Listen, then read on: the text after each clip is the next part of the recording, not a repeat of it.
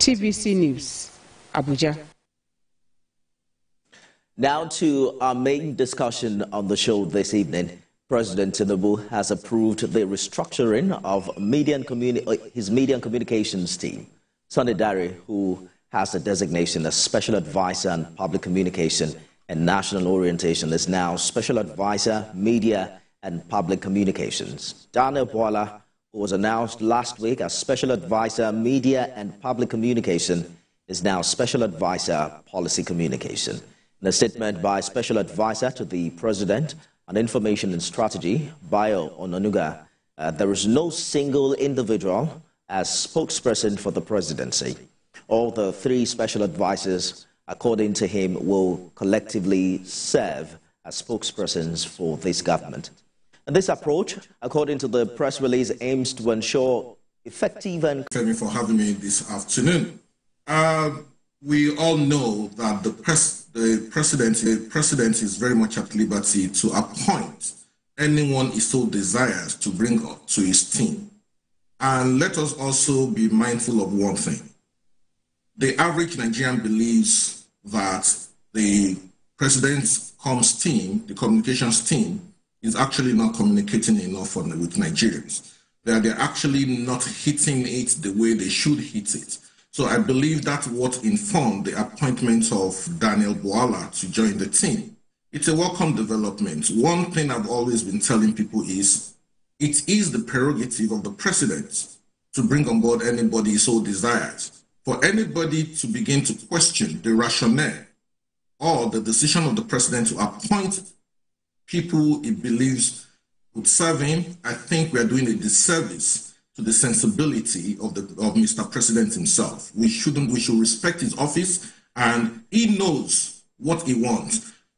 Before now, we had Ngalile Ajuri that was there. Unfortunately, he had to exit, and there was a vacuum. And since that vacuum, I'm aware that Chief Bayo Onanuga is in charge of strategy, and by the time Chief Sunday Dare was also appointed as a special advisor to the president, at that time, he was announced to be seconded to the Ministry of Information and National Orientation, and I believe that's where he was functioning from. And when the announcement of Daniel Boala was made, it was categorically stated, state out. So where did things go wrong?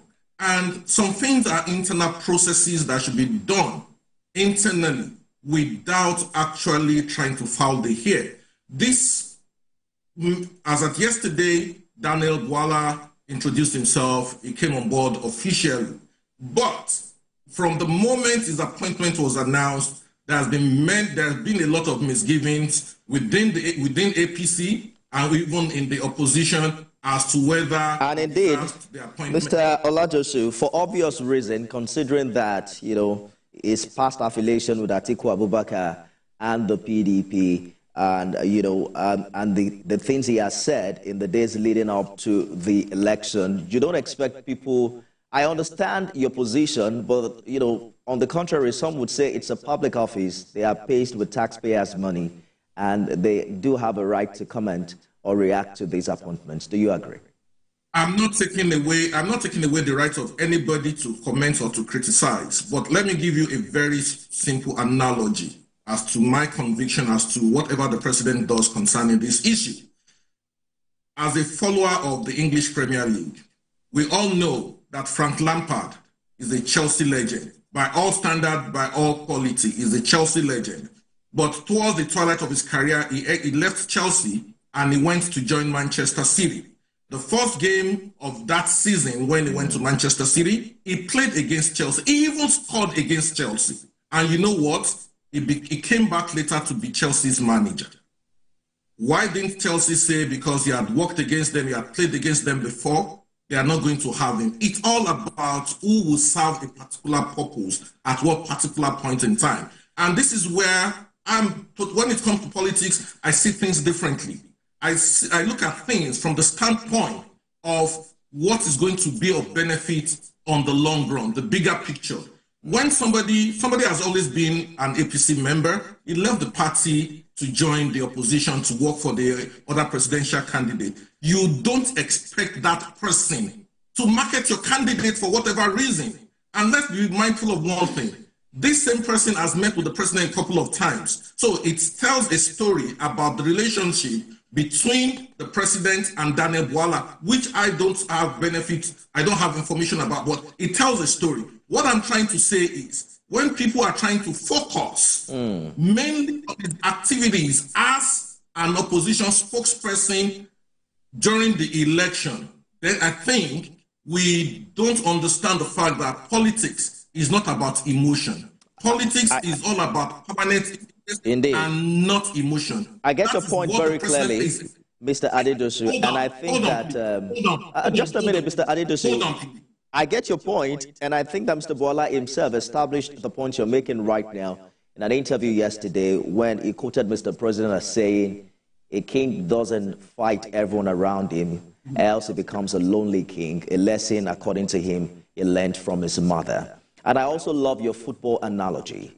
But how do you respond to those who aren't pleased that this is someone who was brought from the outside, considering what happened pre-election?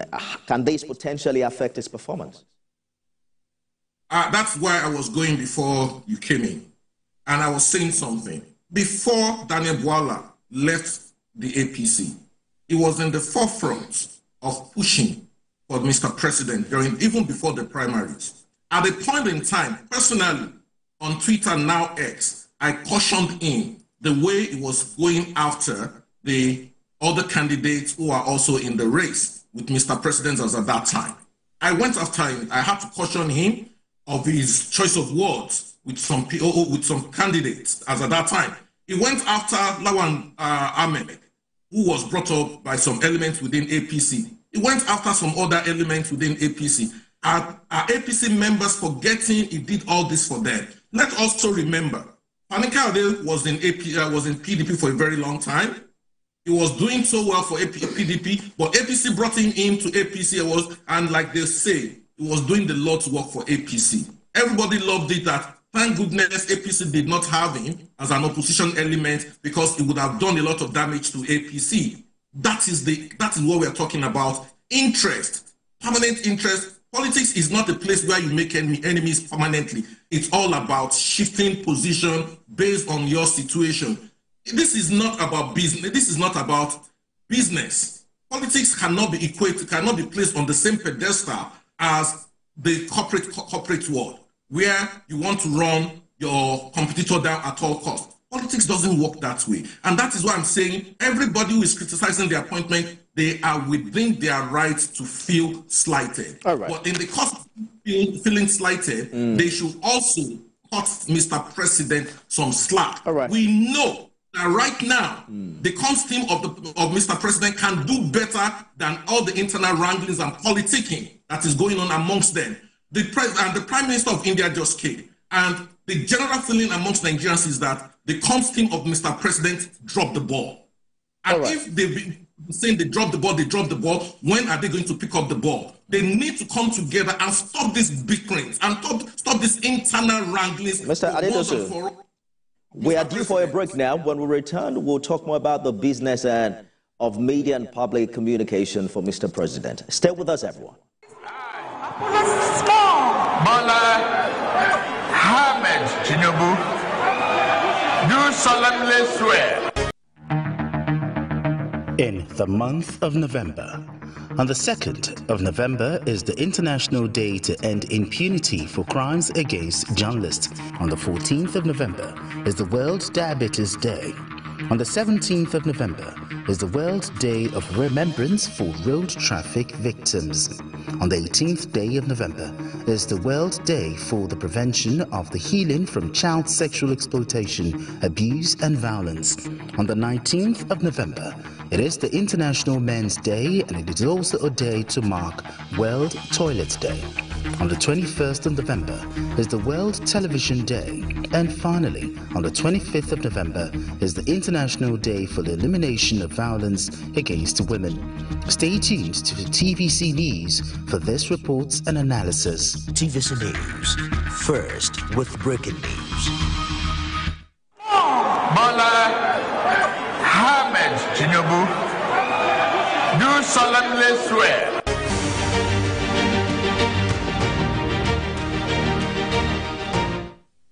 Co-founder, Africa Data Warehouse, Adedosu, is live with me from Ontario. Thank you for staying the course. We're discussing Mr. President's media team and the latest development.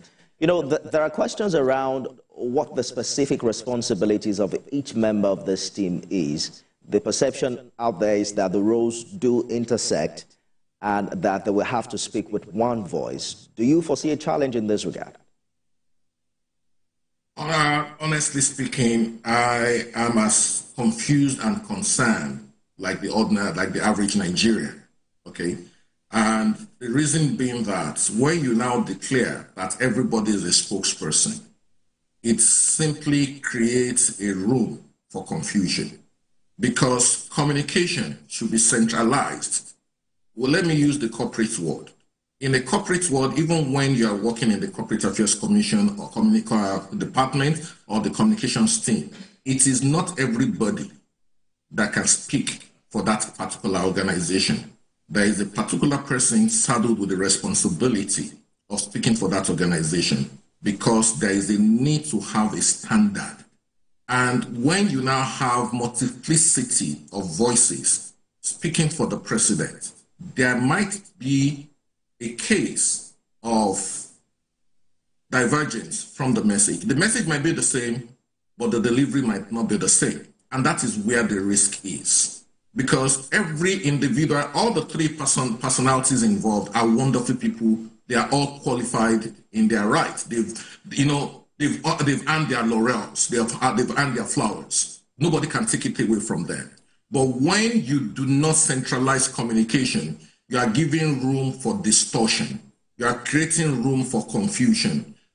For me, the best way to have it is you need to have a singular person acting as the spokesperson for Mr. President.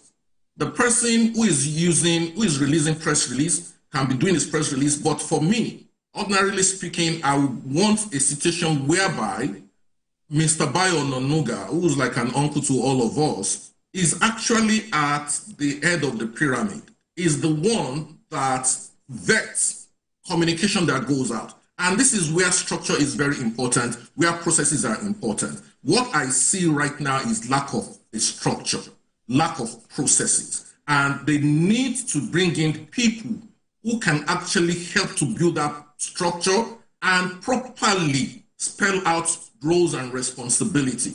To them, they think they have the roles and responsibility, but let's not take one thing away.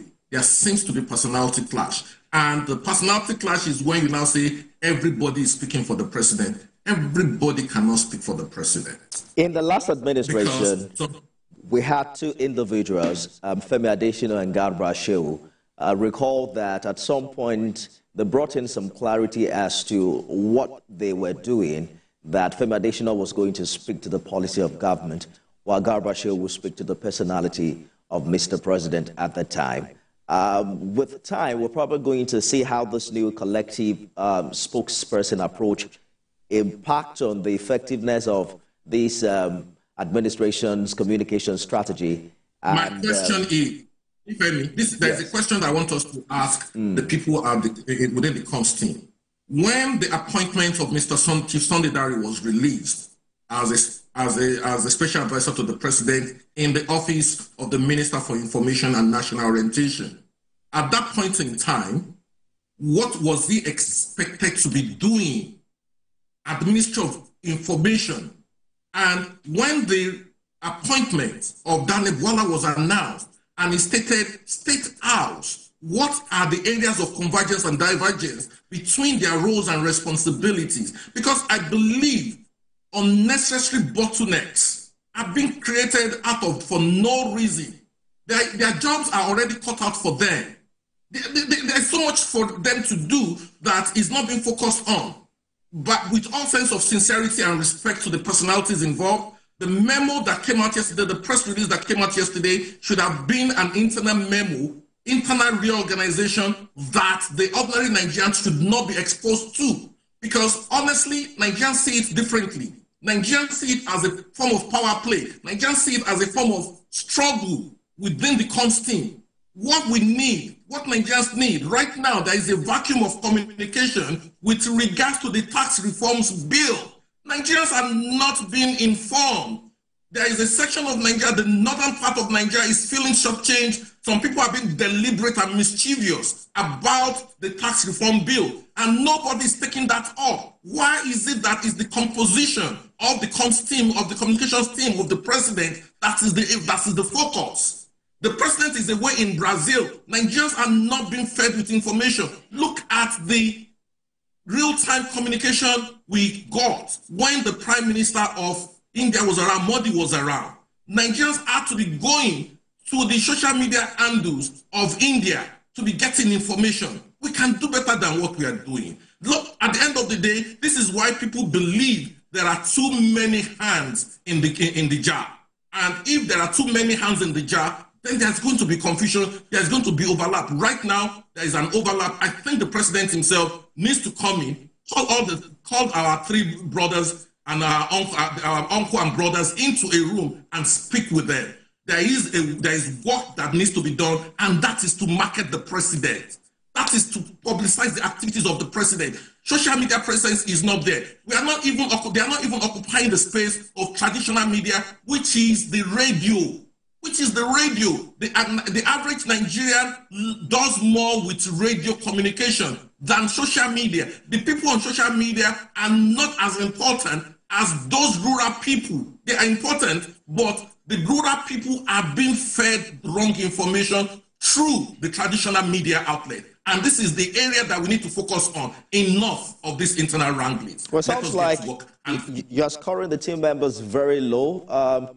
To be fair, the two of them just came on board a few weeks ago. Perhaps with time we're going to be able to see how the duplication of communication roles. This is not a case of scoring them low. Sorry, let me just chip in. I'm not scoring them low. I'm only encouraging them to pick up the gauntlet. I'm only saying there is work for us. There is work for them to do, and they should leave the personality issues aside. Everybody is great. Everybody is wonderful. Everybody comes with something different. Everybody has a different flavor. The most important thing is, with the different flavors that they come with, how can they make it into a beautiful cake that everybody would love to have? Exactly the point I'm making, that you have identified a gap that must be filled, especially now that we're hearing that all the three special advisors will collectively serve as spokespersons for this government. You have also identified the drawbacks of having multiple voices representing this government at the same time, and how this approach might affect consistent communication of government policies and decisions. But are there potential benefits considering the personalities involved in this team? Thank you very much. You said consider the personalities involved, because it seems that you have also identified that the personalities also play a major factor in the effectiveness of the communication that is pushed out. The first thing is, let everybody drop that personality toga. We don't need personalities right now. We need work. So they can actually come together in project management, in business analysis. There is what is called the SWOT analysis. Let them do a SWOT analysis. Let them understand the strengths and weaknesses of each person and how they can complement each other, how they can build a team. They have a team of SSAs. They have a team of SAs within the media space. How are they working together? How are they branding the government? The president is not being branded. The government of the president is not being branded. These are things that they need to focus on, not on individuals. As a matter of fact, we should not even be hearing as much of the individuals as we should be hearing of the president and the government of the president. That is the area that they need to focus on. There is a need for serious branding. There is a need for change of strategy and approach. I may not be a communications person, but common sense, and by virtue of my own calling, I know there is a need for change of strategy and approach for them to be able to do things the right way. They are doing things, but things can still be done better. That's my position. Good place to leave it. Co-founder Africa Data Warehouse, Bayo Adedosu. Thank you so much for your contribution on the program this evening. Thank you for having me. It's a pleasure. There's no doubt that it's essential that we understand the reasoning behind the restructuring and how it will impact government's communication strategy. Perhaps the idea is to promote a more collaborative effort, something similar to collective bargaining where multiple parties work together to reach a mutually beneficial agreement. But we have to wait to see how all of that will play out in the coming days. That's our program today, everyone. Thank you for being a part of it. You can watch it again at midnight and at 6 a.m. tomorrow. I am Nifemi Oguntoye.